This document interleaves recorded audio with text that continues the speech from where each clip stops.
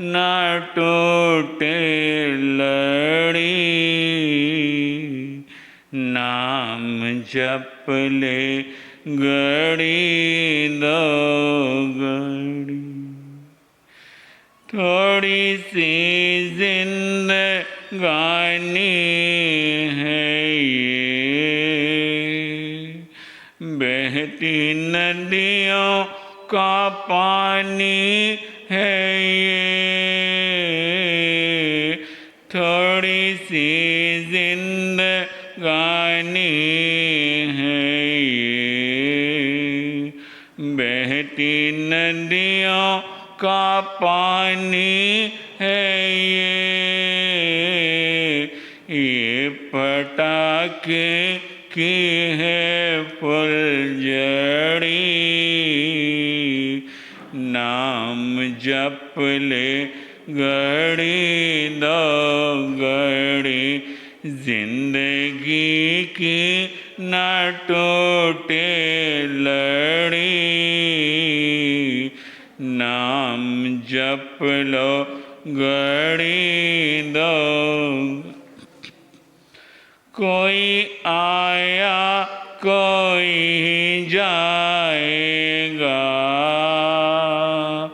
कौन किसके पीछे जाएगा। कोई आया कोई जाएगा, कौन किसके पीछे जाएगा। यहाँ सबको है अपनी पड़ी। नाम जप लो घड़ी दो घड़ी। जिंदगी की ना टूटे लड़ी। नाम जप लो घड़ी दो। क्या करने तो आया यहाँ, तूने क्या कर दिया है यहाँ। क्या करने तो आया यहाँ, तूने क्या कर दिया है यहाँ। टूट जाए सांसों की लड़ी। नाम जप ले घड़ी दो घड़ी। जिंदगी की ना टूटे लड़ी। नाम जप ले घड़ी दो घड़ी। बड़ा सुंदर है गुरु का जीवन, गाए भक्ति में है मेरा मन। बड़ा सुंदर है गुरु का जीवन, गाए भक्ति में है मेरा मन। जोड़ ली है कड़ी से कड़ी। नाम जप लो घड़ी दो घड़ी। जिंदगी की ना टूटे लड़ी। नाम जप लो घड़ी दो घड़ी। जिंदगी की ना टूटे लड़ी। नाम जप लो घड़ी दो घड़ी।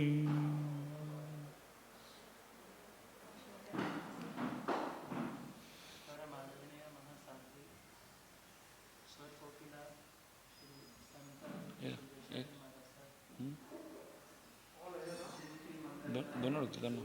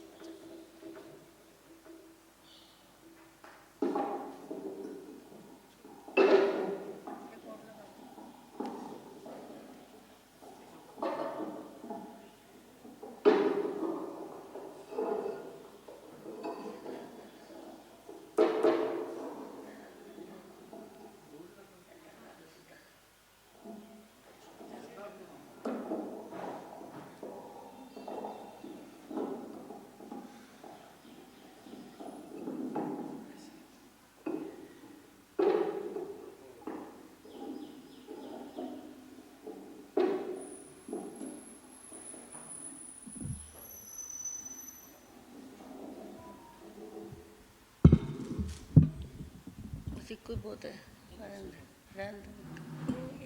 अच्छा, थोड़े देर करते, आगे करते आगे।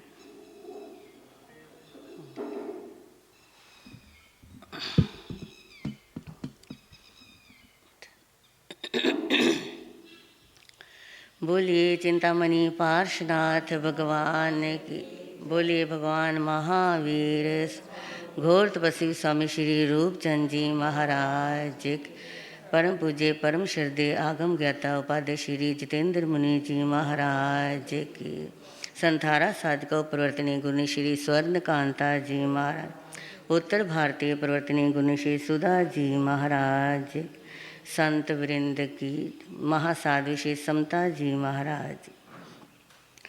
गुरु चरणों में वंदन नमस्कार करने के उपरांत उपस्थित धर्म प्रेमी बंधुओं, माताओं तथा बहनों, आज बड़ा हर्ष का विषय है। हमें भी गुरु दर्शनों का सौभाग्य मिला है। आप सब जानते हैं पहले गुरुदेव को, इनकी महानता को। इन्होंने हमारी वजह से यहाँ आने का इनकार कर दिया कि सती जी बैठे हैं, पर हमें भी श्रद्धा थी गुरु चरणों में, तो हमें भी दर्शन करना चाहते थे। तो हमने संदेशा भिजवाया कि हमने तो विहार करना ही है, आप अगर नगर निवासियों को लाभ प्रदान करें, उनकी श्रद्धा है। फ़ख्र है जैसे अयोध्या को लखन और राम पर, फ़ख्र है जैसे अयोध्या को लखन और राम पर, फ़ख्र है जैसे द्वारका को है श्री घनश्याम पर, फ़ख्र तलवंडी को गुरु नानक के नेक एमाल पर, फ़ख्र है प्रयाग को जैसे जवाहरलाल पर, फ़ख्र गांधी जी को हासिल जैसे काठियावाड़ को, और जैसे फ़ख्र है प्रताप का मेवाड़ को, फ़ख्र ऐसे ही हासिल है जेजों में पंजाब को, फ़ख्र ऐसे ही हासिल है जेजों में पंजाब को, जिसने पैदा कर दिया से गोहरे ने आपको, जिसने पैदा कर दिया से गोहरे ने आपको। आज गुरु के दर्शन पर, उनकी वाणी सुनकर जो हम सब निहाल होंगे। गुरनी जी महाराज हमेशा कहा करते थे, कड़ी कड़ी च कड़ी दा फर्क हुंदा, कड़ी कड़ी च कड़ी दा फर्क हुंदा, ਹੁੰਦੀਆਂ जग ते बेशुमार ਘੜੀਆਂ, ਇੱਕ ਉਹ ਘੜੀ ਜਿਹੜੀ ਵਕਤ ਦੱਸੇ, ਇੱਕ ਵਿਕਦੀਆਂ ਘਰ ਘੁਮਿਆਰ ਘੜੀਆਂ, ਇੱਕ ਆਨ ਵਿਛੋੜਦੀ ਸਭ ਕੋਲੋਂ, ਇੱਕ ਆਨ ਵਿਛੋੜਦੀ ਸਭ ਕੋਲੋਂ, ਇੱਕ ਆਨ ਮਿਲਾਉਂਦੀਆਂ ਸੰਤ ਘੜੀਆਂ, ਜਿਸ ਘੜੀ ਵਿੱਚ ਮਹਾਂਪੁਰਸ਼ਾਂ ਦਾ ਦਰਸ਼ ਹੋਵੇ, ਜਿਸ ਘੜੀ ਵਿੱਚ ਮਹਾਂਪੁਰਸ਼ਾਂ ਦਾ ਦਰਸ਼ ਹੋਵੇ, ਉਸ ਘੜੀ ਤੋਂ 12,000 ਘੜੀਆਂ, ਉਸ ਘੜੀ ਤੋਂ 12,000 ਘੜੀਆਂ। गुरुदेव के आगे बोलना मुनासिब नहीं है, क्योंकि हम तो उनके दर्शनों के अभिलाषी हैं, उनकी वाणी के प्यासे हैं। फिर भी गुरु महिमा पर जो हमारे दिल में श्रद्धा है, पूर्ण विश्वास है, बचपन से ही दर्शन करते आ रहे हैं, वही 4 शब्द मैं आपके सामने गुनगुनाऊंगी, और आपने भी मेरे साथ साथ बोलकर अपनी श्रद्धा को व्यक्त करना है। हर कोई बोल नहीं सकता, पर हम बोलेंगे, आपने साथ साथ बोलना है, और इन शब्दों के द्वारा अपनी श्रद्धा को आपने व्यक्त करना है। गुरु जी के बारे, सब संतों के बारे, ये गुरु जी की ज्ञान की टोली है। ज्ञान बरस रहा है इस गुरु के दरबार में। मोती है अनमोल ज्ञान के, क्या कहने हैं इनकी शान के, ओ मोती है अनमोल ज्ञान के, क्या कहने हैं इनकी शान के। लोग ये दुनिया के सब जानते, इनको गुरुवर अपना मानते, हो मोती है अनमोल ज्ञान के। सब जानते हैं पूज्य गुरुदेव शास्त्रों के ज्ञाता हैं, ऐसा ज्ञान है उंगलियों पर रटा हुआ है, और किसी से ये छुपा हुआ नहीं है। तो सब गाएंगे। मोती है अनमोल ज्ञान के, क्या कहने हैं इनकी शान के। मोती है अनमोल ज्ञान के, क्या कहने हैं इनकी शान के। लोग ये दुनिया के सब जानते, इनको भगवन अपना मानते। लोग ये दुनिया के सब जानते, इनको भगवन अपना मानते। ओ मोती है अनमोल ज्ञान के, क्या कहने हैं इनकी शान के। जीवन इनका धन्य है सबसे सत्य कहूँ मैं, ये धर्म के तारे। जीवन इनका धन्य है सबसे सत्य कहूँ मैं, ये धर्म के तारे। सबके लिए है पथ प्रदर्शक इस दुनिया में, ये सबसे न्यारे। सबके लिए है पथ प्रदर्शक इस दुनिया में, ये सबसे न्यार।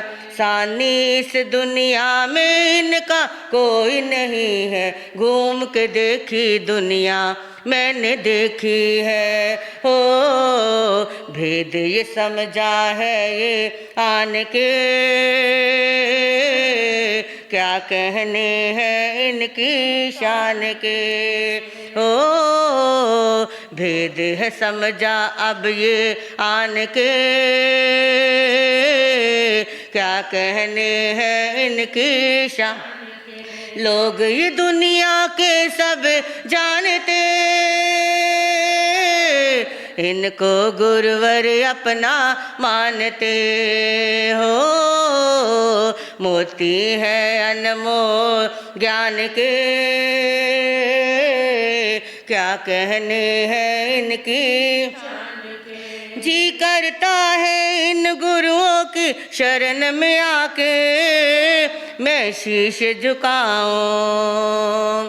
जी करता है इन गुरुओं की शरण में आके मैं शीश झुकाऊं। नतमस्तक हर बार करूं मैं जब भी इनके मैं द्वार पे आऊं। नतमस्तक हर बार करूं मैं जब भी इनके मैं द्वार पे जाऊं। महावीर के सच्चे पूजक ये कहलाए, कहे जमाना सारा दुनिया कहती है। हो गीत ये छेड़े वीर गान के, क्या कहने हैं इनकी। गीत ये छेड़े हैं गुरु गान के, क्या कहने हैं इनकी शान के। लोग ये दुनिया के सब जानते, इनको गुरुवर अपना मानते। हो मोती है अनमोल ज्ञान के, क्या कहने हैं। मोह माया और काम क्रोध से दूर रहे ये नित करे साधना। मोह माया और काम क्रोध से दूर रहे ये नित करे साधना। तप संयम और त्याग भरा है इनका जीवन है सबसे सोना। बंधन इनको जन्म जन्म के बांध न पाए, सुनकर इनकी वाणी हर दिल झूम उठे। ओ देखो दीप जलाए ज्ञान के, क्या कहने हैं इनकी शान। देखो दीप जलाए ज्ञान के, क्या कहने हैं इनकी।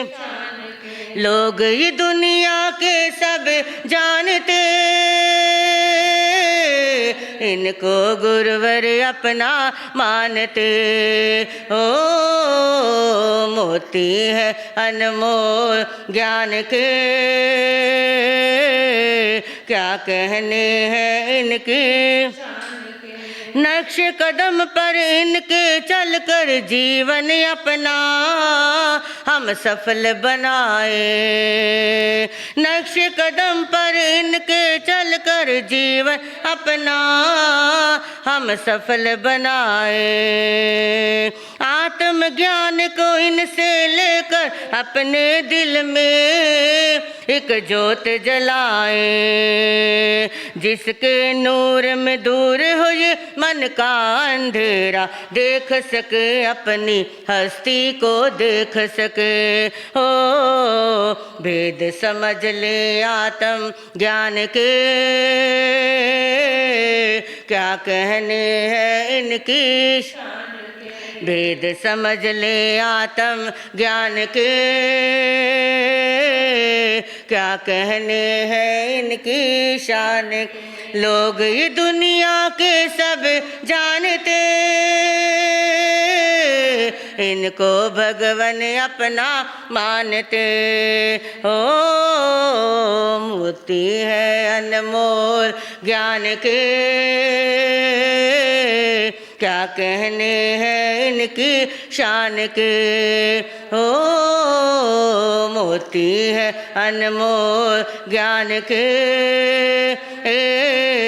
क्या कहने हैं इनकी शान के। बोलिए गुरु महाराज की जय।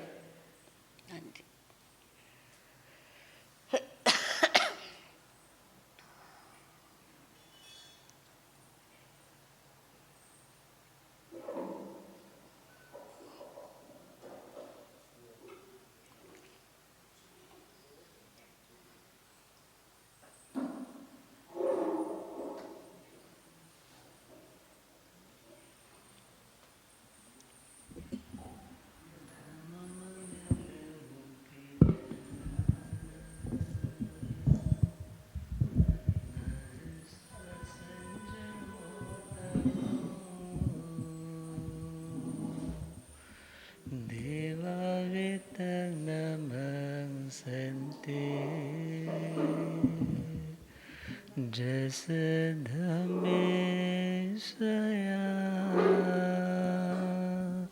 मणो।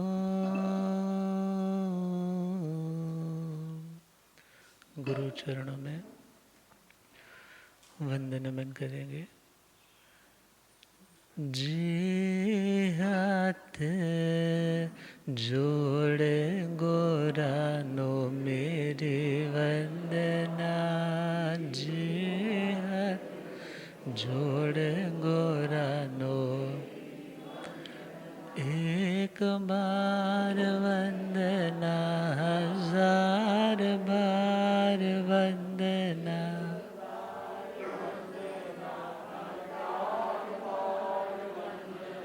लाख बार वंदना, करोड़ बार लाख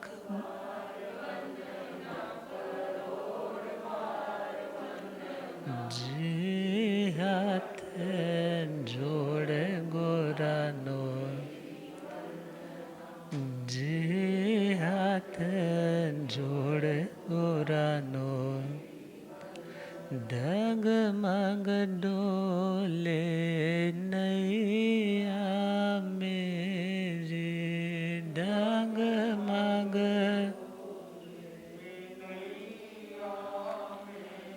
मुझको है सतगुरु तेरे, मुझको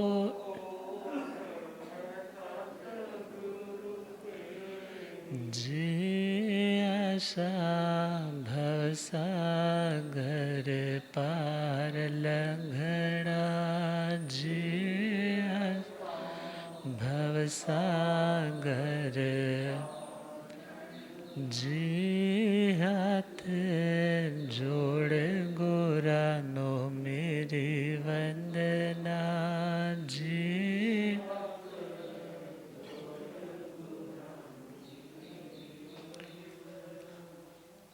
अनंत अनंत शांति के निकेतन शासनपति श्रमण भगवान महावीर स्वामी के पावन चरण अरविंदों में हार्दिक भावना वंदन नमन।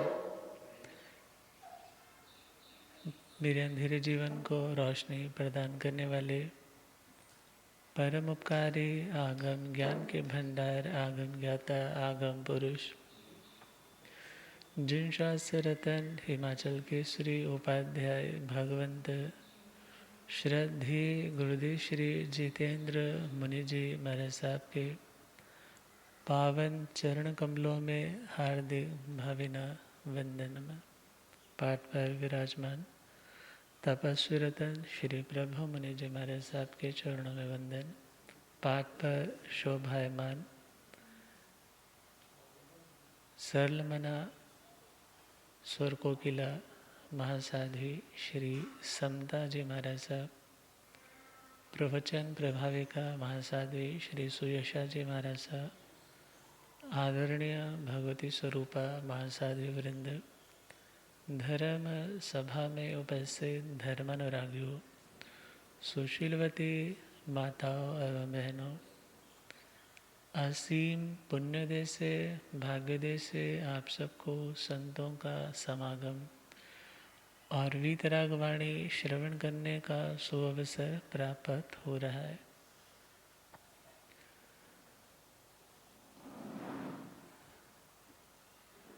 मोक्ष की अभिलाषा रखने वाले व्यक्ति के लिए मोक्ष मतलब शांति, मोक्ष मतलब दुखों से सदा सदा के लिए छूट जाना। मोक्ष का मतलब सभी प्रकार के बंधनों से पार चले जाना। न शरीर का बंधन रहे, न समय का बंधन रहे, न वातावरण का बंधन रहे, न घर मकान दुकान परिवार का बंधन रहे। समस्त बंधनों से ऊपर उठ जाने का नाम है मोक्ष की दशा। और उस मुक्ति तक पहुंचने के लिए भगवान ने एक आत्मार्थी को, आत्मार्थी मतलब जो आत्मा के हित की चिंता करता है। किसकी चिंता? कि मेरी आत्मा का हित हो सके, अच्छा हो सके, भला हो सके। दुनिया में हम दूसरे का भला करते हैं तो उस भलाई में भी हमारी ही भलाई छुपी है। और उस दृष्टि से भगवान ने एक आत्मार्थी को 6 चीज़ें करने को कहा। कितनी चीज़ें? और उन्हीं को शास्त्रों की भाषा में षड आवश्यक बोला। क्या बोला? 6 आवश्यक क्रियाएं। आवश्यक का मतलब जो ज़रूरी है, जिसके बिना गुजारा नहीं हो सकता। जैसे हवा बिल्कुल ना हो तो व्यक्ति जी नहीं पाएगा। पानी बिल्कुल ना हो तो कुछ दिन निकाल सकता है, हवा बिल्कुल ना हो तो नहीं जी पाएगा। इसी प्रकार हमारे अध्यात्म की उन्नति कब होगी? जब ये 6 चीज़ें हमें मिलती रहेंगी। और पहली चीज़ जो एक आत्मार्थी के लिए आवश्यक है, अर्थात इसके बगैर गुजारा हो ही नहीं सकता। तो पहला पॉइंट है सामायिक। पहला पॉइंट, क्योंकि जब आप लोग प्रतिक्रमण करते हैं तो 6 चीज़ें पढ़ते हैं। सामायिक 1, 24 सत्ता 2, वंदना 3, प्रतिक्रमण 4, काज सरक 5 और पच्चखान 6। देखा जाए तो ये 6 चीज़ें बहुत प्रैक्टिकल है। पहला पॉइंट है सामायिक। सामायिक का मतलब सम्यक प्रवृत्ति। सामायिक का मतलब सम्यक सही डायरेक्शन में जो हमारी मूवमेंट है, जो हमारी गति है, और उस गति से जब हमें कोई लाभ, कोई प्रॉफिट मिलता है तो उसका नाम क्या है? सामायिक। अर्थात समता की आय जिससे हो सके। समता का मतलब समानता। समता का मतलब समानता, समता का मतलब शांति, समता का मतलब इक्विलिब्रियम, समता का मतलब हर परिस्थिति में शांत, अर्थात बाहर कुछ भी हो जाए मगर मनस्थिति बिल्कुल शांत हो चुकी है। अब विचार करना है जिससे समता की आय हो सके, आय लाभ हो सके, उस क्रिया का नाम सामायिक, उस क्रिया का नाम सामायिक। श्रीमद् उत्तराधंज सूत्र के 29वें अध्याय में चले तो उस चैप्टर का नाम है सम्यक्त्व पराक्रम। तो उसमें प्रभु से पूछा कि हे भगवान, सामायिक से आत्मा को प्रॉफिट क्या होगा, लाभ क्या मिलेगा, उसका आउटपुट क्या है, कि यदि कोई व्यक्ति अपना टाइम सामायिक के लिए इन्वेस्ट करे तो उसको मिलेगा क्या। तो भगवान ने उत्तर दिया, सामायण सावज्य जो विरहिं जणई, अर्थात सामायिक से इस आत्मा को सावध्य योगों से विरति मिलती है। हम इसको क्लियर करेंगे। सावध्य का मतलब है पापकारी, सावध्य का मतलब पाप का मतलब जिसे करना तो आसान होता है मगर उसका भुगतान करना आसान नहीं होता, उस क्रिया का नाम क्या रहेगा, पाप। और पुण्य जिसे करना तो कठिन है मगर उसके फल खाना बहुत आसान है। पैसा कमाने में तो ज़ोर लगता है, पैसा उड़ाने में ज़ोर नहीं लगता।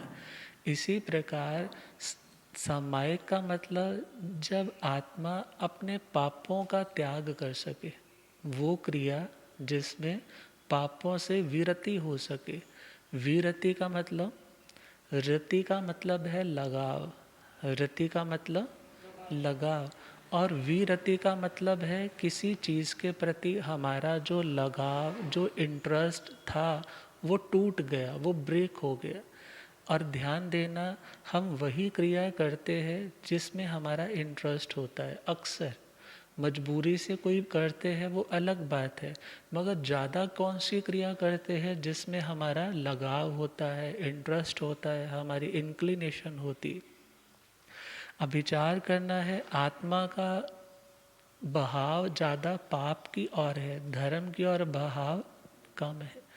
तो कहा कि जब ये आत्मा 18 पापों का सेवन तो हमेशा करता आ रहा है, मगर उस पापों की श्रृंखला को, उस फ्लो को कुछ टाइम के लिए रोकना, मानो एसिड रेन हो रही है, कुछ देर के लिए खुद को एक शेल्टर के नीचे ले आना, एक शेल्टर के नीचे, एक छत के नीचे खुद को प्रोटेक्ट कर लेना, उस अवस्था का नाम होगा सामायिक।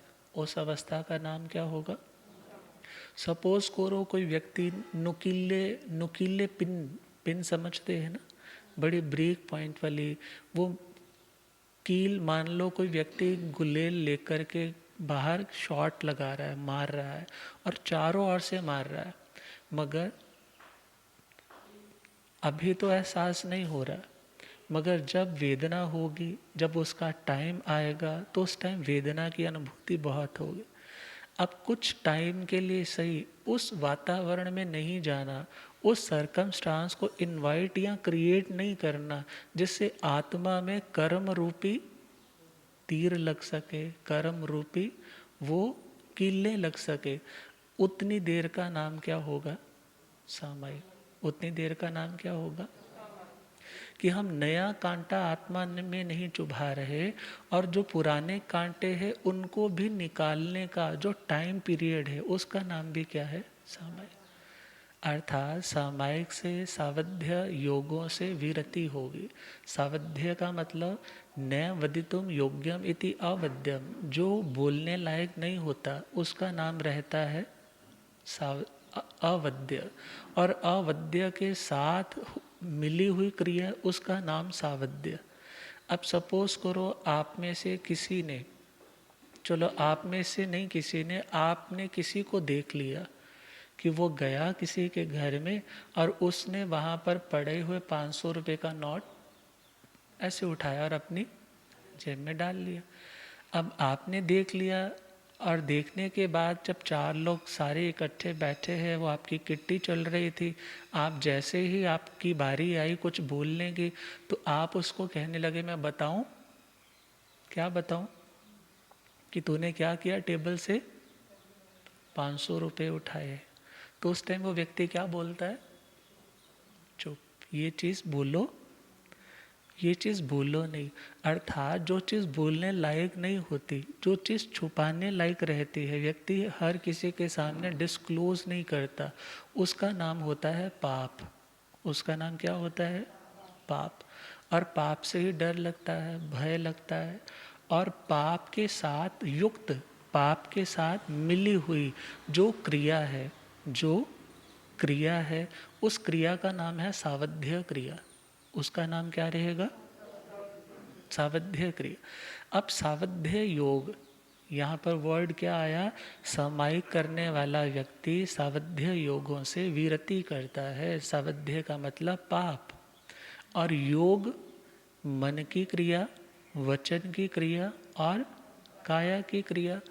मन से भी हमें उस सामायिक में किसी भी जीव के प्रति ना राग वाली प्रवृत्ति करनी है और ना द्वेष वाली प्रवृत्ति करनी है। राग का मतलब, राग का मतलब जिसमें माया और लोभ के अंश हो, जिसमें क्या हो, क्योंकि राग से क्या जनरेट होता है, माया और लोभ। हम माया छल कपट किस कारण करते हैं, यदि एक माँ अपने बच्चे की गलती को छुपा रही है, रात को 12-1 बजे पी कर के घर आया और माँ ने सूंघते ही पहचान लिया, ये आज क्या करके आया है, शराब पी करके आया। अब पिता पूछता है कि ये कितने बजे रात को आया था, कुछ करके तो नहीं आया था। माँ क्या बोलती है, नहीं नहीं जी टाइम पर आ गया था, आपकी आंख लग गई थी और मैंने इसको खाना परोस करके दिया, खाली पेट आया था, भूखा था। क्योंकि उसे पता है, क्योंकि घर में आजकल डिवीज़न की बातें चल रही, और माँ का वो बच्चा बड़ा चहेता है, मगर सुधर पा नहीं रहा, मगर उसका हिस्सा कम ना हो जाए, इसलिए पिता को, अपने हस्बैंड को क्या बोलती है, नहीं जी टाइम पे आया था, कुछ गलत करके नहीं आया। इट मीन्स ये माया की जा रही है। क्या की जा रही है, ये माया जो की जा रही है, इसका ओरिजिन क्या है, राग। इसका ओरिजिन क्या है, राग। और आगे चले लोभ। आपको ज़रूरत नहीं है, आपको ज़रूरत नहीं है, मगर आप चाहते हो कि और होना चाहिए। सपोज़ करो आप घर से भोजन करके गए थे, अपना संडे था, राजमा चावल भी खा कर गए थे, बाद में आप हाँ लस्सी भी पी कर के गए थे और भी चपाती भी खा गए थे, अच्छे से फुल फ्लेज होकर के आप गए थे दूसरे के घर, और उसने पूछा जी हमने भटूरे चने रखे हैं, कुछ ले लीजिए। तो आपने क्या बोला, नहीं नहीं मेरा पेट भरा हुआ है। अब भरा हुआ है, इट मीन्स तुम्हें लोभ नहीं आया। और यदि तुम कहते हो भरे हुए पेट होने के बावजूद भी क्या कहते हो कि हाँ थोड़ा सा, अब और आगे चले, प्रसाद लेना अलग बात होती है। गुरु महाराज के पास आए, कोई वो कल्चर था जब कोई चीज़ बटती नहीं थी, मगर आज वो टाइम है कि जब एक गृहस्थी जो अपने हाथों से बांटता है, उसके स्थान पे गृहस्थियों की क्या भावना होती है, महाराज अपने हाथ से देंगे तो वो हमारे लिए क्या हो जाएगा, प्रसाद हो जाएगा। महाराज आपने मुझे आसन दिया था, मेरी आज तक सामायिक चल रही है। आपने बैग दिया था, मेरी आज तक सामायिक चल रही। आपने माला दी थी, आज तक मेरी माला, एक वो भावना जुड़ गई। अब भावना जुड़ना अच्छी बात है, मगर आप गए दर्शन को, आपके पास ऑलरेडी बहुत सुंदर वाला बैग है जो बहुत अच्छे से काम कर रहा है, अभी कोई दिक्कत नहीं है, मगर वहाँ से ऑफ़र मिलता है आपको बैग चाहिए, सामने से क्या होता है, हाँ जी महाराज जी दे दो, कृपा कर दो। अब विचार करिए, बड़ा एक बहुत ही सूक्ष्म, बहुत छोटे लेवल वाली बात है, मगर समझने के लिए ज़रूरत ना होने के बावजूद भी, यदि तो हम इसलिए ले रहे हैं कि हम किसी और को आगे जिसको ज़रूरत है उसको देना चाहते हैं, मगर स्टो एंड स्टो इकट्ठा करते जाओ, इकट्ठा करते जाओ, उससे क्या होगा, जिन लोगों को मिलना चाहिए वहाँ तक वो चीज़। आप मार्केट में गए, आप किसी मॉल में गए, वहाँ पर तो दुनिया की बहुत सी चीज़ें हैं, दुनिया के बड़े बड़े ब्रांड्स हैं और आपकी जेब में पैसे भी है। और ऐसी कंडीशन में आपको जिस चीज़ की ज़रूरत नहीं भी है, आप वो चीज़ भी घर में लेके आते हो, तो वो किसके कारण लेकर के आए? राग के कारण, लोभ के कारण। लोभ क्यों आया? क्योंकि राग आया, अट्रैक्ट हो गए उस चीज़ के प्रति।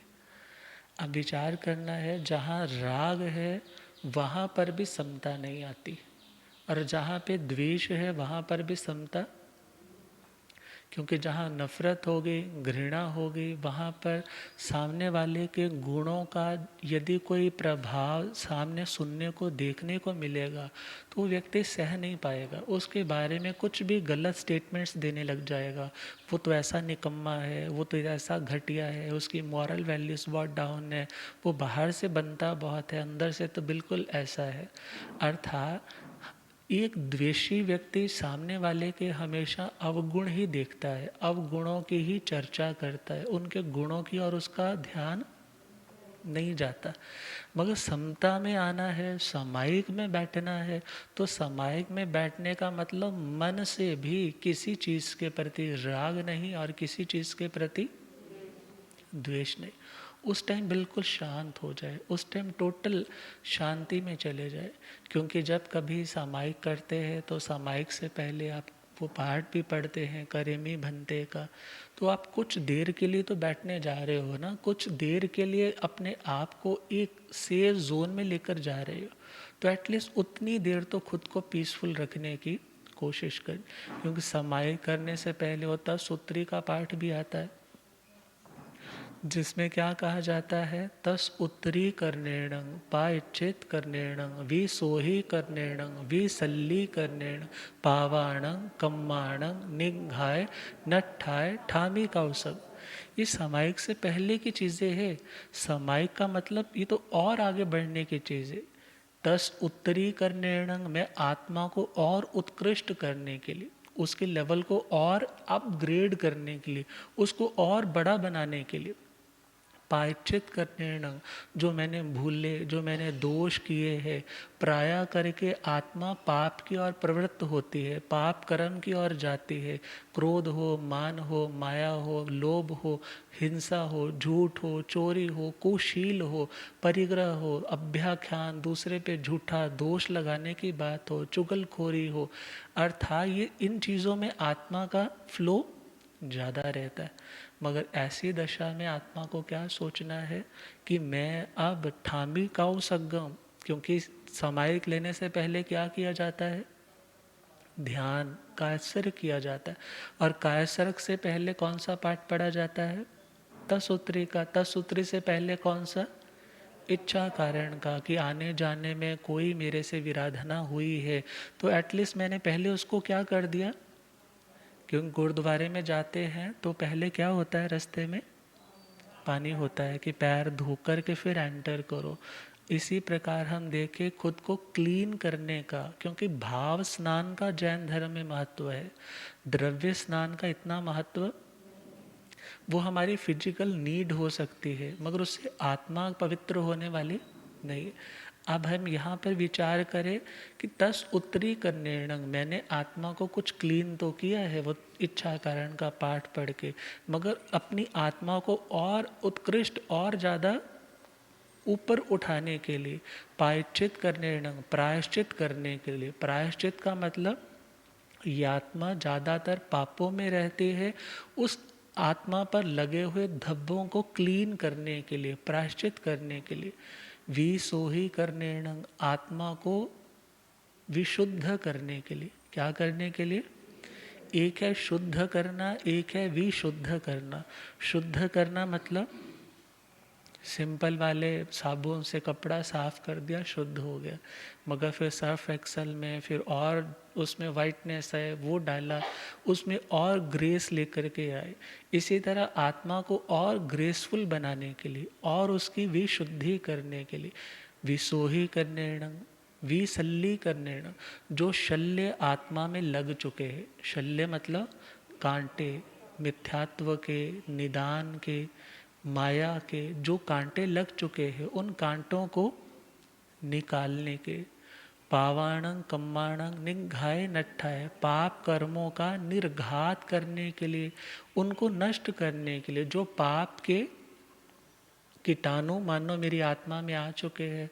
रोग जब कीटाणु के रूप से अंदर आता है तो जब व्यक्ति रोगी होता है उसकी एफिशिएंसी वो कम हो जाती है, कार्य करने की क्षमता कम हो जाती है, वो बस लिटा रहता है, अपना काम भी ढंग से नहीं कर पाता। इसी प्रकार अध्यात्म के स्पिरिचुअलिटी के मार्ग पर बढ़ने के लिए आत्मा को निरोग तो रहना होगा ना।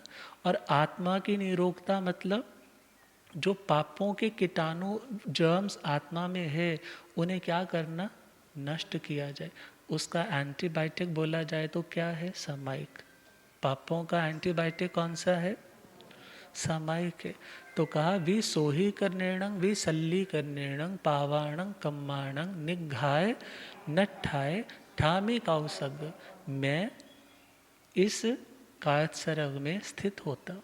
उसके बाद कौन सा पाठ आता है, लोगस का ध्यान। तो खैर आवश्यक क्रियाओं में पहली आवश्यक क्रिया कौन सी, सामायिक। सामायिक जहाँ पर सावध्य योगों का त्याग होगा। सावध्य मतलब पापकारी ना मन से क्रिया करेंगे, ना अपनी उस सामायिक में किसी को कुछ अब्यूजिंग लैंग्वेज का इस्तेमाल करेंगे, ना किसी को किसी भी प्रकार की शर्त या कोई ऐसा दुनिया का प्रॉमिस करेंगे। अर्थात आत्मा का कार्य किया जा रहा है। गुरुदेव पधारे। हो रब मेरा सतगुरु बन के आ,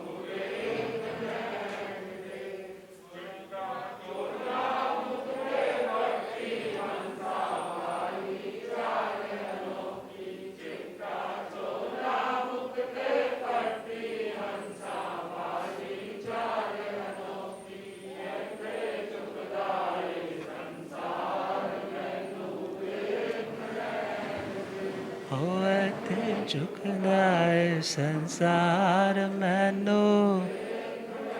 हो रब मेरा सतगुरु बन के आया मैनो।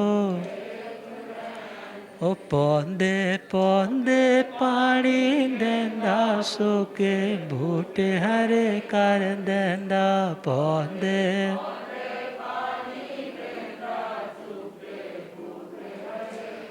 ओ केड़ा माले बन के आया मैनो। हो केड़ा माले बन के आया मैनो। हो रब मेरा सतगुरु बन के आया मैनो। बोले आगम ज्ञाता आगम पुरर जन शास्त्र तन हिमाचल के श्री उपाध्याय भगवंत श्रद्धे गुरुदेव श्री जितेंद्र मुनि जी। तो हम बात कर रहे थे सामायिक में भजन तो गा सकते हैं, मगर दुनिया के गीत नहीं गा सकते, गाली गलोच नहीं कर सकते, वी कथा नहीं कर सकते, स्त्री कथा, भक्त कथा, देश कथा, राज कथा। ये नहीं कि 500 माइके ले ली उसके बाद दुनिया की वहाँ पर ये मैच हुआ, वहाँ पर ये हुआ, यहाँ पर ऐसा हुआ, वहाँ पर खाने में इतनी आइटमें बनी थी, वहाँ पर ये बनाया था। तो गई थी कि नहीं गई थी? एक दूसरे से पूछने लग गए। सामायिक तो ली है, मगर सामायिक में ऐसी चर्चा अभी नहीं कर। आप खुद को प्योर करने के लिए, खुद को और ज़्यादा ऊपर उठाने के लिए सामायिक कर रहे हो, मगर यदि विवेक जागृत ना हुआ तो क्या होगा? जे आसवा ते परिसवा, जे परिसवा ते आसवा। मीन्स जो कर्म रोकने के स्थान है, जहाँ पर कर्म हमें काटने हैं, हम अपने अज्ञान के कारण वहाँ आके कर्म बांध लेते, और जहाँ कर्म बांधे जा सकते हैं, एक ज्ञानी आत्मा वहाँ पहुँच कर के भी अपने कर्म काट लेता है। तो वचनों के माध्यम से भी किसी को कुछ गलत नहीं बोल। एक व्यक्ति, गुरुजी सुनाया करते हैं कि एक जगह का एक प्रधान वो सामायिक में बैठा था और उसने अपने उस काम करने वाले सेवादार को कुछ बोला कि ये दरी वगैरह उठा के वहाँ से वहाँ कर दे। वो कहने लगा मेरे पास टाइम नहीं है। क्या बोल दिया उसने? मेरे पास टाइम नहीं है, मैंने और बड़े काम कर दिए। अब प्रधान को बुरा लगा, उसने बोला कि अभी मैं सामायिक में हूँ, यदि सामायिक में ना आना होता तेरे को ऊपर से उठा करके तो भला हो सामायिक का कि काया से उसने कुछ ऐसी गलत क्रिया नहीं की, वचन से तो बोला ही है ना। तो सामायिक में ऐसी क्रिया भी नहीं करनी। एटलीस्ट उतनी देर के लिए तो तुम ऐसे हो जाओ कि तुमसे किसी को खौफ ना लगे, तुमसे किसी को डर ना लगे, तुम्हारे से किसी को किसी भी प्रकार का भय ना लगे, तुम्हारे पास बैठना भी उसे शांति दे। जैसे भगवान के श्री चरणों में एक और शेर भी आ जाता था और एक और गाय भी आ जाती थी, अर्थात तुम्हारे से भी किसी को भय ना लगे। उस टाइम तुम्हारी वाइब्रेशंस ऐसी बन जाए। तो सामायिक में हमें मन की भी बुराइयों को छोड़ना है, वाणी के भी दोषों का त्याग करना है, और काया के भी दोषों का 10 मन के, 10 वचन के और 12। आप उसको अच्छे डिटेलिंग में पढ़ोगे ना तो आपको महसूस होगा कि हम कर क्या रहे। छोटी छोटी बातों के लिए तो हम पॉइंट आउट कर देते, तेरा मोबाइल बज गया मेरे को संघट्टा हो गया, तेरी घड़ी टच होगी तो संघट्टा हो गया। मगर मन को कितना उत्कृष्ट रखना है सामायिक में, वाणी को कितना, जुबान से भले नहीं बोल रहे, अंदर से बहुत कुछ बोलने लग जाते। अर्थात कितना विवेक और कितना ज़्यादा अलर्ट होकर के हमें सामायिक कर। जब सारी चीज़ें आ जाएंगी तो वो आत्मा को संपूर्णता तक पहुंचाने में समर्थ होगी। तो ध्यान देना है, सामायिक समता की साधना है, जिससे समता की प्राप्ति हो सके। समता उस लेवल तक पहुंचना हमारा लक्ष्य है। और ध्यान देना है, ये नहीं है कि जब लक्ष्य हासिल होगा तभी अंदर शांति आएगी, बल्कि जैसे वृक्ष की छाया के नीचे बैठो तो हवा भी साथ साथ लगती है और छाया भी साथ साथ मिलती। ऐसे ही जब सामायिक करते हैं तो आत्मा को शांति भी मिलती है और आगे और कैसे बढ़ना है उसके विचार भी जागृत होते। तो पहला पॉइंट हुआ सामायिक 1, और दूसरा पॉइंट है 24 सत्ता 2 चतुर्विंशति स्तव, अर्थात 24 तीर्थंकर भगवंतों की स्तुति करना। और इतना ध्यान रखना है, सामायिक में जितना दुनिया से कट होकर के बैठोगे उतना ज़्यादा तुम साधना में आगे बढ़ पाओगे, और जितनी ज़्यादा डिस्ट्रैक्शन सामने रख कर के बैठोगे उतना ध्यान भटकेगा। और सामायिक के लिए द्रव्य शुद्धि, क्षेत्र शुद्धि, काल शुद्धि और भाव शुद्धि, इनका ध्यान रखना हो। द्रव्य शुद्धि मतलब तुम्हें अपना कॉस्ट्यूम वटेवर यू वेयर, तो जो तुम्हारी सामायिक की ड्रेस है वो शुद्ध होनी चाहिए। तुम हर काम के लिए, हर दुनिया में घूमने की ड्रेस को तो क्लीन रखोगे, मगर अपनी साधना की ड्रेस को, उसको भी तुम जब बाकी कपड़े कर रहे हो तो उसके साथ उसको भी क्लीन रख लिया। और इसके साथ साथ द्रव्य शुद्धि, श्रृंगार नहीं, ये नहीं है उस पर मांडिया लगा रहे हैं, उसको रिवाइव दे रहे हैं कि और बढ़िया दिखना चाहिए, उस लिए नहीं, बल्कि क्लीनलीनेस हो। उससे होगा क्या, कोई दूसरा अन्य मत का व्यक्ति तुम्हारी साधना के टाइम पहुंच जाए तो उसको भी तुम्हारी साधना से प्रभाव पड़े, अच्छा ये देखो कितनी आदर भाव से अपनी साधनाएं कर रहे हैं। तो पहला पॉइंट द्रव्य शुद्धि, सेकंड पॉइंट क्षेत्र शुद्धि। क्षेत्र का मतलब जिस एम्बियंस में, जिस एटमॉस्फेयर में, जिस वातावरण में तुम बैठे हो वो भी कैसा होना चाहिए। अब ये नहीं है कि कहीं पर बच्चे का डायपर पड़ा है, कहीं पर और, हाँ समझ रहे हो ना, कुछ गंदगी पड़ी है, तो ऐसे में तुम सामायिक लेकर के बैठे हो तो कितने पाठ तो देवाधिष्ठित पाठ है। और दूसरा है अपनी साधना की अवज्ञा होती। मगर हाँ, जब कभी सिचुएशन ही ऐसी होगी कि तुम्हें खुद को ही ऐसे बैग्स लग गए, समझ रहे हो ना, यूरिन का बैग लग गया, सब कुछ तुम्हें वहीं पर करना पड़ रहा है, मगर ऐसे टाइम में भी विचार करना है। तुम्हें सामायिक का कोई निषेध नहीं है, मगर हाँ तुम जब इस वर्स्ट कंडीशन में हो, वो बात है एमरजेंसी की बात, मगर तुम उसको सामान्य रूप से गंदगी के माहौल में बैठ के साधना करना चाहो तो वो तुम्हें इजाज़त नहीं। तो दो बातें हुई, द्रव्य शुद्धि सेकंड। तीसरा पॉइंट है काल शुद्धि। काल का मतलब जो सामायिक का समय उचित है, जिससे तुम्हारे घर की व्यवस्थाएं अव्यवस्थित नहीं होती, जिससे किसी को कोई प्रॉब्लम नहीं होती। तुम्हारा समय था दोपहर के खाना लंच बनाने का, मगर ऐसे टाइम में तुम क्या लेकर के बैठ गए, तो ये ठीक नहीं है।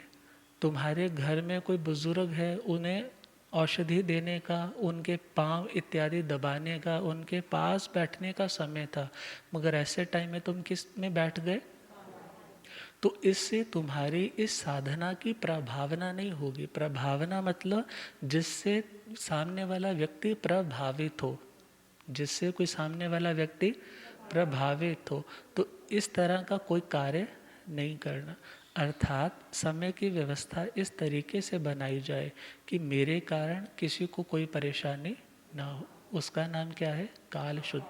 यहाँ जब वातावरण में बिल्कुल शांति है, बहुत से लोग बोलते हैं ना हमारे सुबह सुबह तो इंटरनेट की स्पीड भी बहुत अच्छी होती है, तो जब वहाँ पर कोई ऐसा रश नहीं है, वहाँ पर उन पुद्गलों का जो संप्रेषण चल रहा था वो इस टाइम बड़ा रुका हुआ है, तो ऐसे टाइम में तुम अपनी साधना में बैठोगे तो तुम्हें भी बहुत ज़्यादा उसमें लाभ मिलने वाला है। कोई शोर करने वाला नहीं है, कोई तुम्हें रोकने टोकने वाला नहीं है साधना से। तो ऐसे टाइम को सिलेक्ट करे जब तुम्हारी साधना में बिना किसी दोष लगाए तुम साधना को कर सको। जितना साधनों के बिना तुम साधना करोगे, उतना तुम्हारी साधना में निखार और उतना तुम इंडिपेंडेंटली आगे बढ़ पाओगे। और अगला पॉइंट लास्ट, भाव शुद्धि। तो भाव शुद्धि सिंपल, मन से अपने भावों को निर्मल रखना, शुद्ध रखना, और जो निर्मल और शुद्ध रखते हैं उनकी आत्मा एक समय आता है जब भगवान की तरह टोटल स्टेबल हो जाती है। भगवान सब कुछ जानते और देखते हैं, मगर कभी अनस्टेबल नहीं होते। आपको किसी की बात पता चल जाए या आपके बारे में कोई व्यक्ति ऐसा गलत बोल रहा था पता चल जाए, कोई रिकॉर्डिंग तुम्हें सुना दे उस व्यक्ति ने ऐसा बोला, तो मन क्या हो जाता है, अनस्टेबल। मगर हे प्रभु, मेरी समाई मुझे स्टेबिलिटी देने वाली है, मेरी उस एफिशिएंसी को बढ़ाने वाली है कि दुनिया में कैसा भी सर्कमस्टांस क्यों ना क्रिएट हो जाए, मैं खुद को क्या रख सकूं, मजबूत, शांत और समतावान बना सकूं। तो जो बनाएगा वो समता के उस शिखर तक पहुंचेगा जहां पर पहुंचना है, मगर फिर वापस कभी लौटना नहीं। समता भावों से तर जाएगा, समता भावों से तर जाए, तेरा जीवन संवर जाएगा, तेरा संवर जाएगा, समता भावों से तर जाएगा, समता भावों से तर। हर गले होंगे चर्चा तेरी, हर गले होंगे, जिस गले से गुजर जाएगा, जिस गले से गुजर जाएगा, समता भावों से तर जाएगा, समता भावों गुणों से, तो समता का भाव, पत्थर भी तरने लग जाते हैं यदि समता आ जाए। पत्थर को कोई पैर मारे या उसको कोई पूजे, वो बिल्कुल शांत है, टोटल स्टेबल है। यदि इस तरह पत्थर की तरह भी शांति आ जाए ना, तो हम पत्थर जैसी आत्मा भी एक दिन, जैसे बोलते हैं ना, राम राम लिखा हो पत्थर तर गए। समता का भाव आएगा तो ये आत्मा भी ज़रूर तर पाएगी। तब गुरुदेव कृपा फरमाएंगे। चतुर्वेद संघ की उत्तम आज स्थापना, और आप सभी उस तीर्थ के अंग बनकर लाभ ले रहे हैं, और ये लाभ आपका बना रहे। लुधियाना क्षेत्र में कितने कितने महापुरुषों के इस बार चौमासे है, जहाँ जहाँ आपकी व्यवस्थाएं बनती है, जिन वाणी का लाभ ज़रूर लेते रहे। इन्हीं भावनाओं के साथ आप गुरुदेव के श्रीमुख से मंगल में जिन वचनों का रसपान करेंगे। ओम शांति।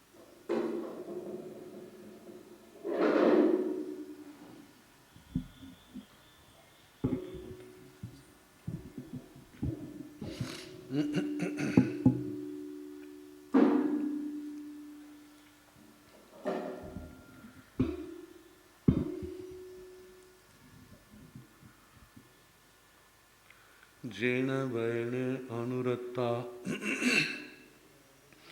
जेन वयन जे करन्ति भावेन अमला असंकिलिठा ते हुन्ति परित संसारी।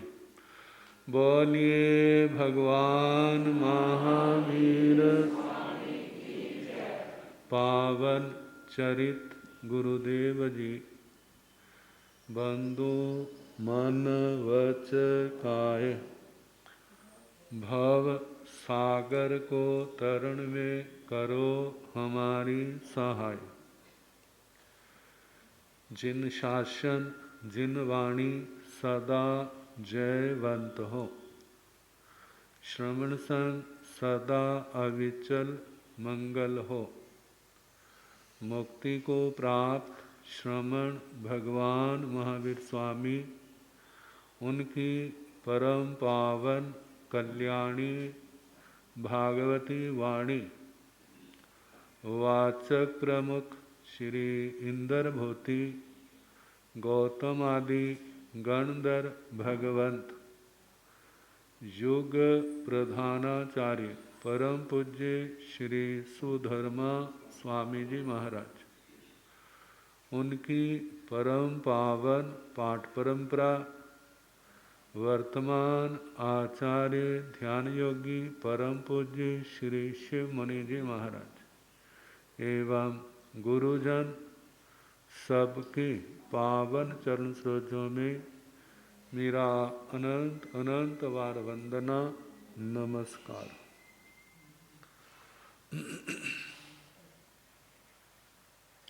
उपस्थित धर्म प्रेमी सज्जनों, माताओं तथा बहनों,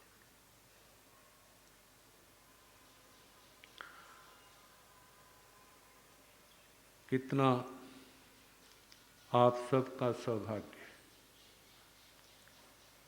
अग्गर नगर जहाँ चतुर्विध संघ विराजमान, साधु साध्वी श्रावक श्राविका। वैसे तो प्रत्येक तीर्थ है, लेकिन जब चारों मिल जाते हैं तो ताकत विशेष शक्ति विशेष हो जाती। जैसे एक एक 11 हो जाते हैं, और 3 एके हों तो 111, और 4 हो जाए तो जिनको अलग अलग कर दो तो, इकट्ठे कर दो तो 1 उंगली है, 2 मिला दो 3 4, शक्ति बढ़ जाती है ना। एक व्यक्ति अकेला धर्म ध्यान करता है तो मन को लगाना पड़ता है। 4-5 इकट्ठे हो जाएं, फिर धर्म चर्चा शुरू हो जाए, तत्व चर्चा शुरू हो जाए, और जो बैठे हैं वो जानकार भी है, तत्व के संबंध में जानते हैं। 25 बोल 9 तत्व अच्छी तरह आता है। अब आपस में एक दूसरे को सुनाते हैं, धर्म चर्चा होती है। घंटा 2 घंटे कैसे निकल जाते हैं कुछ भी पता नहीं चलता। अकेले के लिए अकेला बैठा बोर हो जाता है। जब 5-7 ऐसे इकट्ठे हों, धर्म चर्चा हो, तो कितना समय निकल जाए कुछ महसूस ही नहीं होता। वो सारा समय संबर में जाता है, निर्जरा में जाता है। कारण कोई 18 पापों की चर्चा नहीं है, उनके अंदर कोई रस नहीं है, तप त्याग की बातें हो रही हैं, संयम तप की अनुमोदना है। इस करके क्या है वहाँ पर संबर निर्जरा विशेष। तो ऐसे ही जहाँ चतुर्विध संग इकट्ठा हो जाता है, धर्म की बातें होती है, तो भावों में विशेषता आती, वातावरण शुद्ध हो जाता है, क्योंकि सारे धर्म की बात हो रही। अभी आप प्रभास मुनि जी से सुन रहे थे, धर्म चर्चा, धर्म की चर्चा। कहते हैं जितने भी संसार के जीव हैं, क्या चाहते हैं क्या नहीं चाहते, सबकी अपनी अपनी दृष्टि है। लेकिन एक स्थान ऐसा आता है वहां सब इकट्ठे हो जाते हैं। दुख कोई नहीं चाहता और सुख वो तो सारे चाहते हैं। घर में बैठे हो ना, एसी चल रहा है, कूलर चल रहा है बड़े आराम से, और एकदम बिजली चली जाए तो फिर क्या होता है, कैसे हाथ चलने लग पड़ते, भावों में कितना फर्क पड़ जाता। कहते हैं भौतिक सुखों के अंदर रहना आसान होता है, लेकिन समता के अंदर रहना, शांति, चाहे दुख हो चाहे सुख हो, उससे प्रभावित नहीं होना। लेकिन व्यक्ति दुख से भी प्रभावित होता है और सुख से भी प्रभावित होता है। दुख आता है तो रोता है, सुख आता है तो फिर मुस्कुराता है, खुश होता है। मतलब हमारा रोना हंसना निमित्त के ऊपर आधारित है। जैसे ध्वजा होती है ना, झंडा, वो किस ओर जाता है, जिस ओर की हवा चलती। ऐसे ही लोगों की दशा कैसी है, झंडे के समान ही। रोने लगते हैं तो दूसरा भी रोने लग जाएगा, हंसने लगते हैं तो दूसरे भी हंसने लग जाएंगे। दुख आता है व्यक्ति घबरा जाता है, सुख आता है तो व्यक्ति उछलने लग जाता है। बस मेरे जैसा तो भाग्यशाली है ही नहीं। कहते हैं युद्ध के मैदान में अनेक प्रकार के लोग वहां जाते हैं। एक को तो 2-4 झटके लगे, शस्त्र का प्रहार लगा, कहते ऐसे तो मैं मर ही जाऊंगा, चलो वापस चलो। और एक जो शक्ति से संपन्न तो है, धैर्य से भी संपन्न है। कहते वापिस नहीं जाना, लोग क्या कहेंगे। आज तो एक ही बार मरना होगा, जब वापिस चले गए ना तो रोज ही मरना होगा। जीत के जाएंगे तो सारे क्या कहेंगे, जय विजेता है, और ऐसे जाएंगे भाग के, कहेंगे जय पगोड़ा है, जय कायर है। कितना सुनाया जाएगा, रोज मरना होगा। कहते कुछ हो जाए पीछे नहीं हटना, जा तो कार्य संपन्न करेंगे, या अपना देह छोड़ देंगे। कहते जब ऐसी दृढ़ता, धृति, धैर्य आ जाता है तो ऐसे लोग ही अपने लक्ष्य को पाने में सफल होते हैं। संसार का क्षेत्र अपना है, धर्म का क्षेत्र अपना है।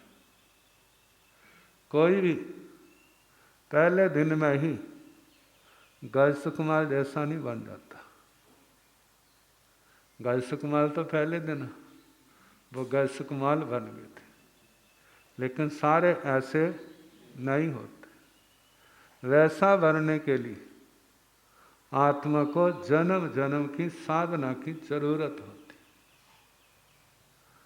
और वो साधना क्या है? 2 शब्दों में वर्णन आता है, पाप से निवृत्ति और संयम से निवृत्ति, इसका अभ्यास करना। और संयम में कितना बढ़ रहे,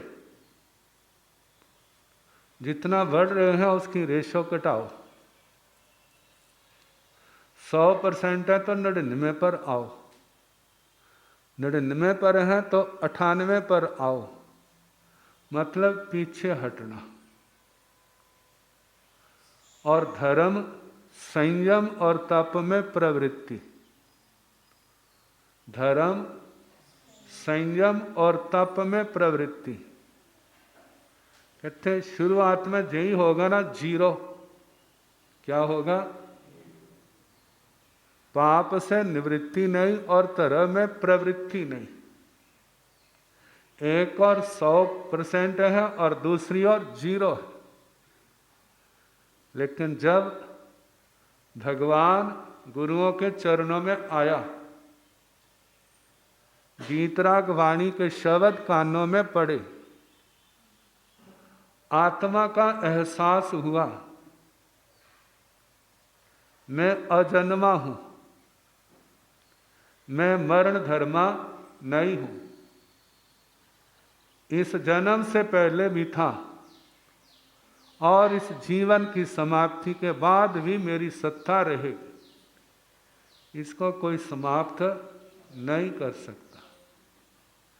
कहते मेरी आत्मा ऐसे जैसे रेल लाइन होती है, जैसे सड़क होती है, सड़क पर कितना ट्रैफिक जाता है ना। कोई हल्के होते हैं, कोई भारी होते हैं। ऐसे रेल लाइन के ऊपर कितनी गाड़ियां गुजरती हैं, कोई अच्छा लेके भी जाती है और बुरा लेकर के भी जाती है। ऐसे ही हमारी आत्मा के ऊपर से दुख भी गुजरता है, सुख भी गुजरता है। कभी दुख का समय लंबा होता है, कभी सुख का समय लंबा होता है। सुख का समय लंबा हो तो वो अच्छा लगता है, और दुख का समय लंबा हो तो वो अच्छा नहीं लगता। लेकिन कहा इस आत्मा के ऊपर से सुख और दुख को गुजारने के लिए, ईश्वर से लंघाने के लिए जिम्मेवार कौन है? जिम्मेवार कौन है? हमारी आत्मा है। हमारी आत्मा है। जब इस आत्मा के ऊपर अविद्या, अज्ञान, मिथ्यात्व, मोह का प्रभाव था तो दुनिया के सुख अच्छे लगते थे और उनको पाने के लिए पहले तो वह मेहनत करता न्याय नीति से। जब न्याय नीति से नहीं मिलता तो फिर अन्याय के रास्ते को भी ले लेता। जब अन्याय के रास्ते पर चलता तो 18 के 18 पापों का आचरण क्या हो जाता, शुरू हो जाता। कहते दुख है, इसको कोई नकार नहीं सकता, लेकिन दुख का हेतु भी है, दुख का हेतु भी है, उसका कारण भी है। वो कौन है? मूल में आत्मा, लेकिन कौन सी? जिसके ऊपर अविद्या, मोह, मूढ़ता, मिथ्यात्व का प्रभाव है। इससे प्रभावित हो करके जो सुख का कारण नहीं, दुख का कारण है, उनको सुख का कारण समझ लिया। कहते जितने संसार के सुख हैं लगते तो बड़े अच्छे हैं, मिल जाए तो कितनी खुशी होती है, लेकिन इसका परिणाम अच्छा नहीं होता। क्यों? पहली बात, सुख भोगने का चटोरापन आ जाता है। आज जितना सुख मिला है कल को थोड़ा आ जाए तो अच्छा नहीं लगता, ज़्यादा आ जाए तो ज़्यादा की तमन्ना रहती है और बढ़ते बढ़ते कहाँ से कहाँ तक पहुँच जाता है। लेकिन ये सारे सुख जो है पुण्यवानी के अधीन है। जब व्यक्ति पुण्य करना छोड़ देता है, धर्म छोड़ देता है, तो पुण्य घटता है और पाप बढ़ता है। और जब तक पुण्य था तब तक गाड़ी ठीक चल रही थी, पुण्य खत्म हो गया, अब लालसा तो बहुत है, मेरे को जय मिले, फिर वो गलत काम करेगा। वो संग्रह कहाँ होगा? आत्मा के अंदर। धर्म कर नहीं रहा, पाप छोड़ नहीं रहा, तो आखिर एक दिन क्या होगा? अंधेरा, दुर्गतियाँ। ऐसा क्यों हुआ? सुखों की चाहना की। भगवान से पूछा, भगवान धर्म श्रद्धा का फल क्या है? धर्म श्रद्धा का फल क्या है? लोग कहेंगे भौतिक सुख मिलेंगे, लेकिन भगवान का उत्तर ये नहीं है। भगवान का उत्तर है वैराग्य। धर्म श्रद्धा का फल क्या है? विराग। क्योंकि जब धर्म का ज्ञान होगा, जितने भौतिक सुख हैं ये सारे के सारे दुख के हेतु हैं, आरत ध्यान के कारण है, रौद्र ध्यान के कारण है। समाधि चाहिए तो इस ओर से ध्यान हटाना होगा। साधारण अवस्था में तो कहा जाता भाई धर्म कर, तो धर्म करेगा तेरे सुख बढ़ेंगे। कहते हैं हाँ, कहते हैं हाँ। अब सुख बढ़ने के लालसा में करता है, लेकिन असलियत तो कुछ और है। भगवान कहते हैं इनको छोड़ दो, क्योंकि भगवान ने छोड़ दे। इस मार्ग पर चलने वाले चाहे गृहस्थ अवस्था में कितने भी वैभव से संपन्न क्यों ना हो, जब इस त्याग मार्ग पर आए तो चक्रवर्तियों ने चक्रवर्ती की रिद्धि को भी छोड़ दिया। जब वो रिद्धि छोड़ करके दीक्षित होते हैं ना, कहते 6 महीने तक,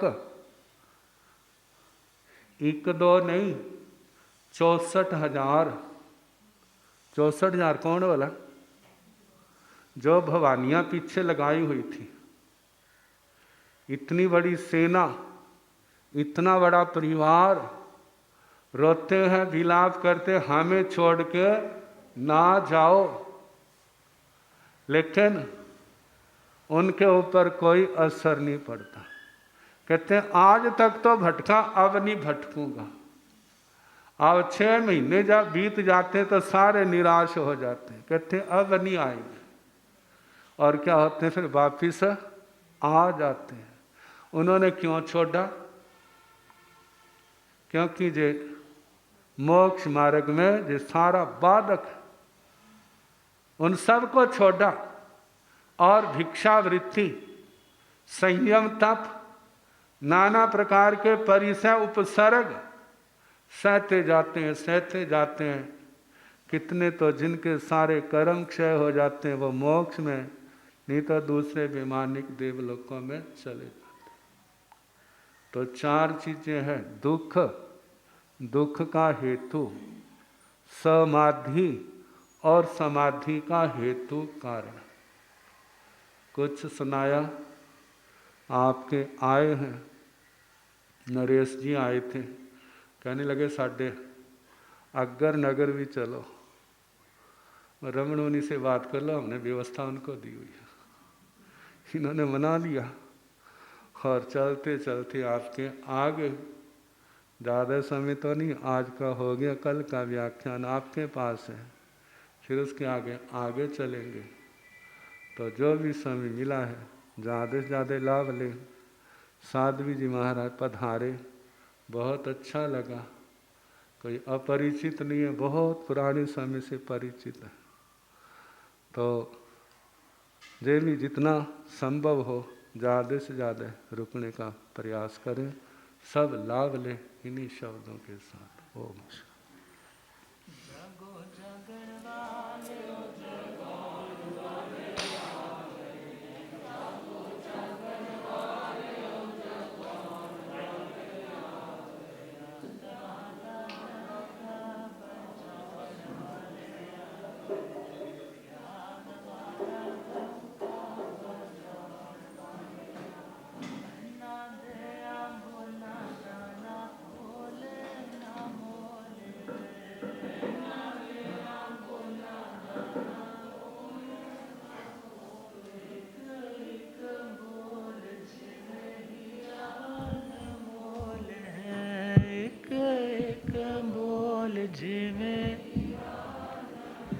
सुनो सुनण वाले ओ सुनौण वाले आ गए, सुनो सुनण वाले ओ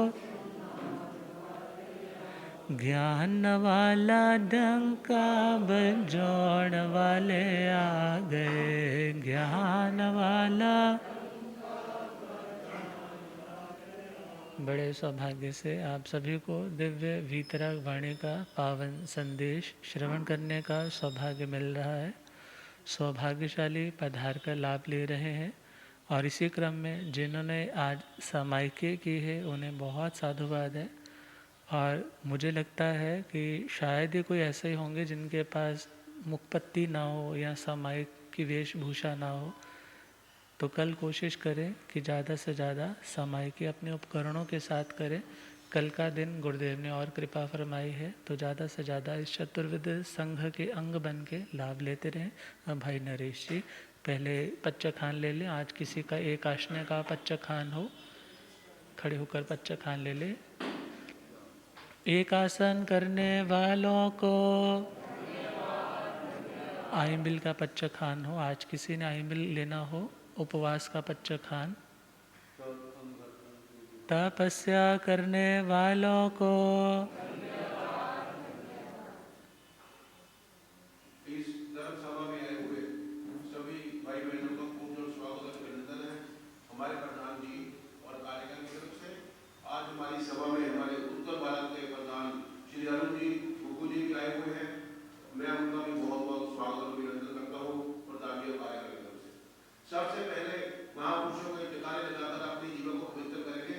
बोलिए शासन प्रति शमन भगवान महावीर स्वामी की सभी आचार्य भगवंतों की, उपप्रवर्तक श्री जगदीश मुनि जी महाराज की, आगम ज्ञाता आगम पुरुष हिमाचल केसरी श्री जितेंद्र मुनि जी महाराज की, गुरुदेव हिमाचल के केसरी श्री जितेंद्र मुनि जी महाराज और पूर्व तस्वीर श्री रमन मुनि जी महाराज और पश्चिमी रतन मुनि जी महाराज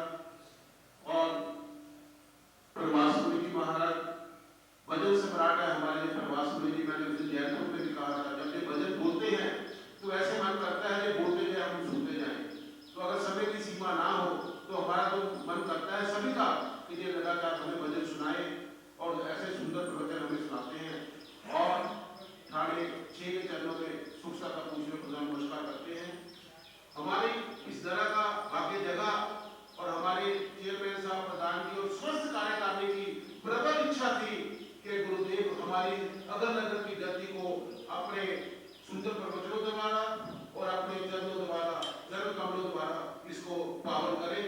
तो गुरुदेव ने हमारे प्रधान जी और चेयरमैन साहब को पूरी कार्यकारिणी की विनती मानते हुए, जैसे ही गुरुदेवों का यहाँ पदार्पण हुआ लुधियाना में, पहले जयपुर में, वहाँ एक दिन गुरुदेव ने मेरे ऊपर कृपा बरसाई, तो मेरे एक 2-3 मिनट का समय दिया मेरे को।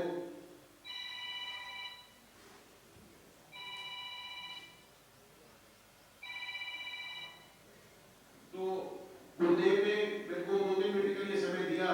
तो उस दिन मैंने इनके चरणों में हमारे प्रधान जी की विनती रखी।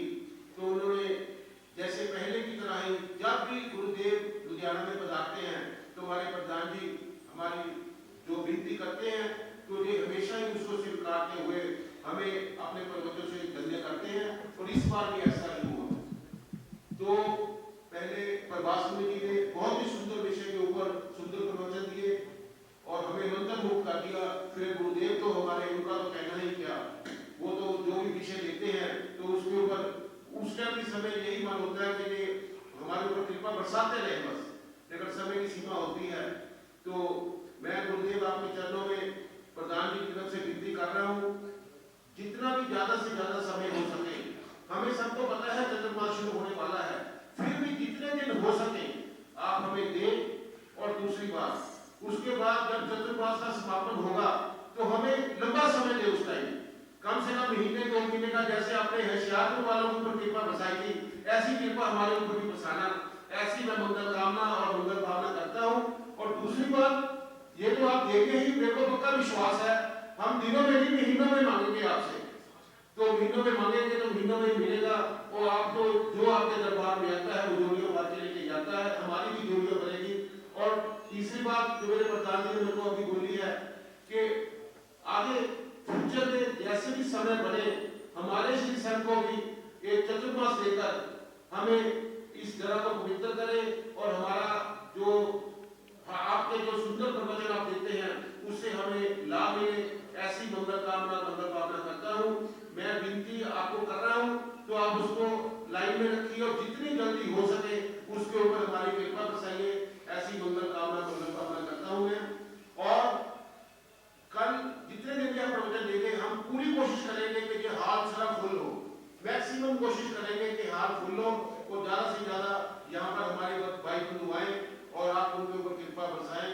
और जो मेरे बाहर से भाई बंधु आए हैं उनकी भोजन पाठशाला की व्यवस्था ऊपर हॉल में है, समय से नाश्ता खाना, शाम का खाना सभी यहाँ पर व्यवस्था है। तो सबसे नम्र निवेदन है, और मेरी वो हमारे ऊपर कृपा बरसाएं और नाश्ता खाना भोजन प्रसादी लेकर जाए। इन्हीं शब्दों के साथ धन्यवाद। आप गुरुदेव मंगल पाठ की कृपा करें। बोलिए शासनपति श्रमण भगवान महावीर स्वामी की जय। तो परसों सुखे समाधे मौसम की अनुकूलता के साथ रायकोट कॉलोनी भाई अमन जी जैन उनके घर पे गुरुदेव का विहार रहेगा। और उसके बाद गोल्फ लिंग में जैसी व्यवस्था रहेगी तो वहाँ पर गोल्फ लिंग में 1 या 2 दिन का व्याख्यान रहेगा। तो आपको जैसे जैसे लाभ मिल रहा है, कल का यहीं पर है तो यहाँ लाभ लेते रहिए। हाँ जी, भाई नरेश जी कोई सूचना देना चाह रहे हैं?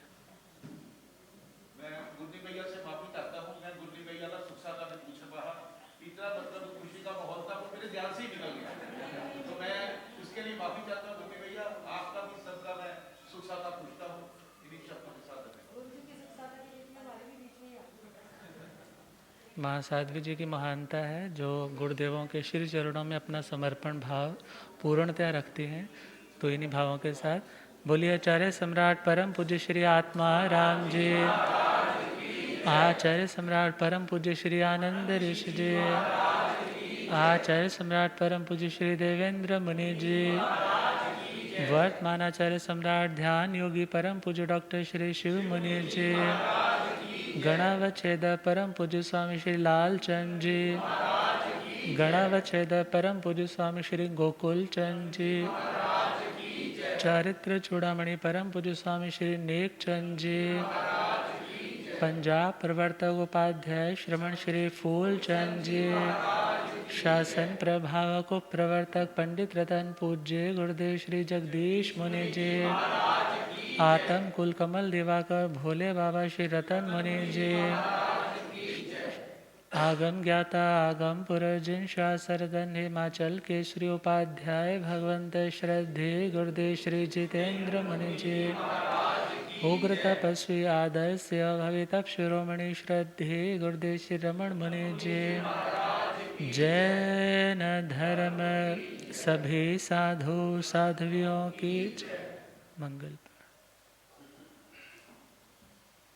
नमो अरिहंताण नमो सिद्धाण नमो आयर्याण नमो ओवध्यायाण नमो लोये संसाहोण येसो पंच नमो कारो सब पावपणासनो मंगलानंत सम्मे सिंह परमं हवै मंगलम् श्री चतारि मंगलम अरिहंता मंगलम सिद्धा मंगलम साहो मंगलम केवली वनतो धम्मो मंगलम चतारि लोकतमा अरिहंता लोकतमा सिद्धा लोकतमा साहो लोकतमा केवली वनतो धम्मो लोकतमा चतारि शरणं प्रवज्जामि आर्यहन्ते शरणं प्रवज्जामि सिद्धे शरणं प्रवज्जामि